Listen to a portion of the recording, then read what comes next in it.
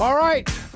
Yesterday was the big raid, I guess. It was a raid. I don't know what else to call it. If you guys can give it another name, I don't know. When the FBI, law enforcement, goes into a building or a business or government building or whatever, I guess it's a raid.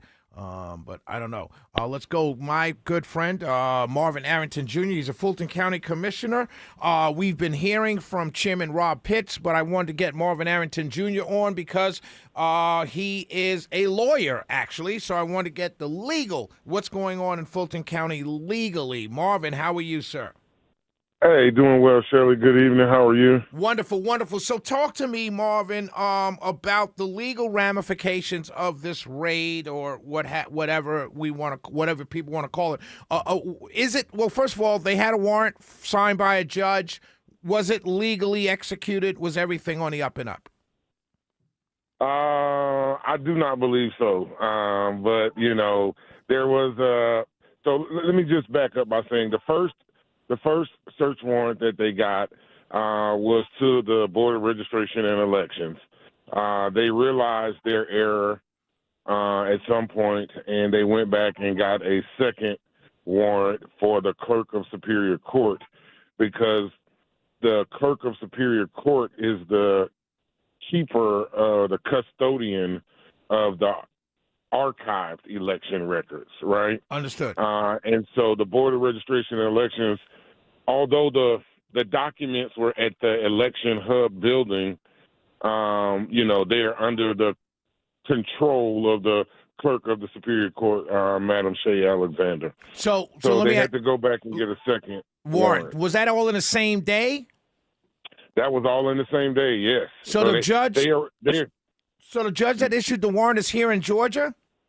Yes, Salinas. Okay, and he's Federal out of Magistrate Judge Salinas, and that's out of here in Fulton County. Well, yes, it's the Northern District of Georgia, right? She's not a Fulton County judge. She's a federal magistrate judge. Gotcha, understood. Okay, all right, keep going, Marvin. So they got the second warrant signed by the judge, and I think that there are some problems with the warrant.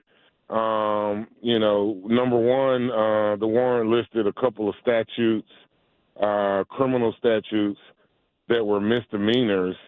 And frankly, Shelley, the statute of limitations for those misdemeanors listed has expired. It has passed. So let me ask you this question, Marvin. If they find the misdemeanors in these voter logs, they can't prosecute. No, because they waited too long. It's been, typically a misdemeanor, statute of limitations on a misdemeanor is a year.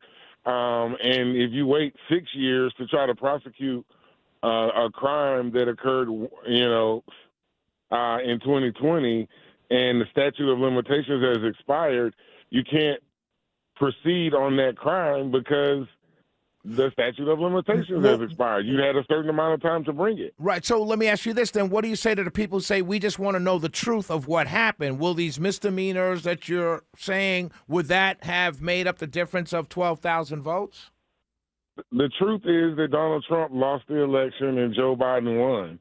Now, there have been 3 recounts of these ballots, and then the Republican State Board of Elections hired an independent company to also audit the ballots, right?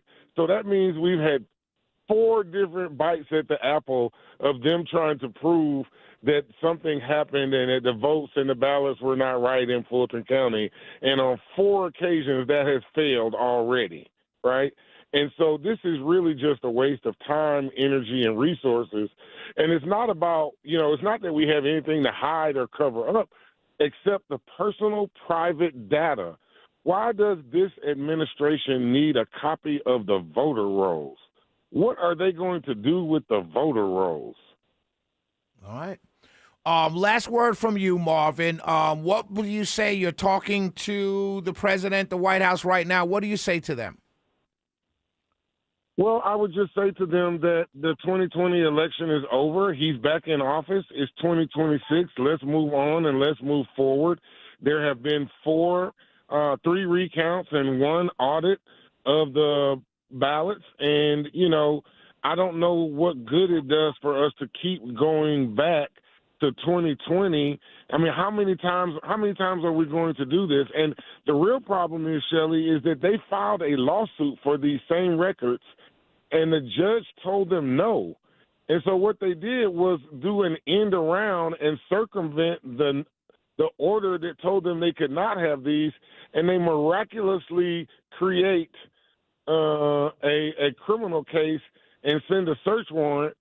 And Judge McBurney said that he was going to release the records, but the problem is they would have had to pay for the records, and it would have cost about $450,000 for them to get it.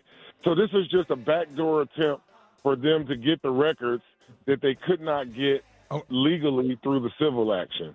Fulton County Commissioner Marvin Arrington, Jr., we appreciate you, brother, and talk to you soon. All right. Thank you, Shelley. Have a great day. You too. We'll be right back, ladies and gentlemen.